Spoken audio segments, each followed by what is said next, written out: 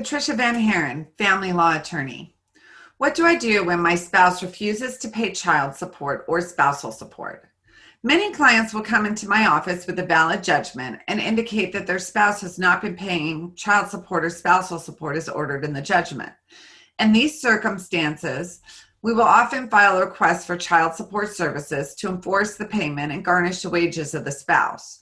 However, it may also be necessary to bring the violation of these court orders to the attention of the court. The way we resolve this issue is to file an order to show cause regarding contempt. When we file the motion, we also seek the payment of attorney fees and costs incurred in attempting to get compliance with this court order. Each date that a person fails to pay support is considered a separate count of contempt. Therefore, it is important to document all payments that were received, any underpayments, and any instances where there has been a complete failure to pay this support as ordered. A contempt action is a quasi-criminal matter.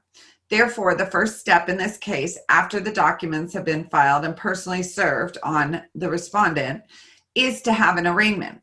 The party being accused of contempt will either enter a guilty or not guilty plea. They will have a right to counsel, and they can either use their family law attorney or the court will appoint them with the public defender. If a person has been found guilty of contempt, there is a possibility of jail time. In many circumstances, the case will not go to trial, as the defendant will often settle the matter and pay the past due support once they understand the severity of the consequences. We can also seek to get payment from other assets in the name of the party in contempt. If they have a house or a business or bank account, we're able to seek orders to levy those assets so that the child and spousal support may be paid. The burden of proof is always going to be on the party who is filing the order to show cause regarding contempt. It is important to gather all your financial records so that you are prepared to present this evidence to the court. You must also establish that the other party was aware of their obligations under the court order.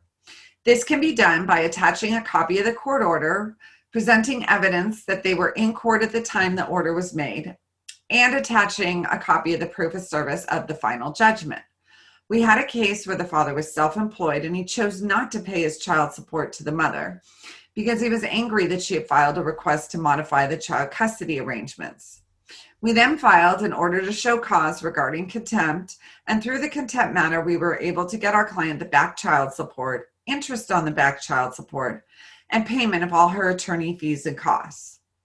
It is important to note that when we are deciding to file an action for contempt, that the Fifth Amendment right against self-incrimination comes into effect. Therefore, once the case has been filed and served, we are no longer able to conduct financial discovery or seek documents from the party who is in contempt. Therefore, you want to make sure that you have an appropriate game plan in place with your attorney so that you may obtain all the documents that you need prior to filing the action. If you have any questions about financial contempt, shoot us over an email or give us a call.